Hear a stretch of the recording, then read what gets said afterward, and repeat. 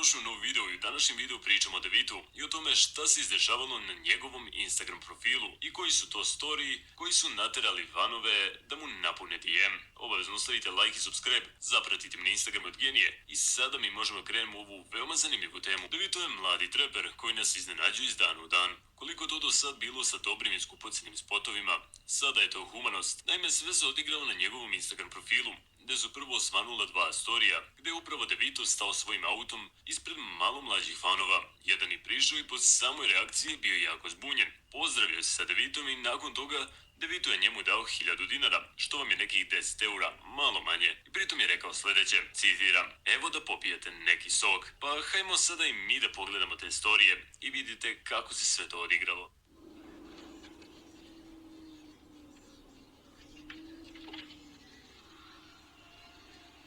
Skrr.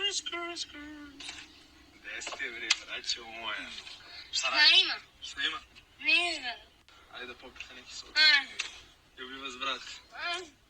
Nakon tog snimka dobio je puno poruka, što pozitivnih, što negativnih, ali si povodom toga obratio svima, gde je rekao da je klip nastao sasvim spontano i slučajno i da zapravo nikada nije hteo da pokazuje svoje donacije, kojih je, kako je rekao, bilo mnogo i zapravo ne želi da dobija preko toga slavu. Obratio se i svojim kolegama oko toga da uvek kada su u mogućnosti pomognu onome kojima je zaista to potrebno. Ovim je dokazao da nije sve onako kako gledate po spotovima, da ipak iza njega postoji neka doza humanog čoveka. I zapitajte se sad koliko je poznatih ličnosti puta izbacivalo da su donirali u dobrotvorne svrhe, a pritom su to uradili da bi stekli neku dozu pažnje i poštovanja od fanova, koju pre toga nisu imali i danas nažalost većina radi to zbog svoje popularnosti, da bi se pisalo njima, što nije slučaj kod Davida, koji je javno rekao da ne želi da se hvali svojim donacijama, što je po meni i zaista pravilno i podržavam to. Šta mislite o svemu ovome? Također pišite koji su to umetnici koji su radili neku donaciju da bi stekli svoju popularnost. Sve to pišite dolu u komentarima.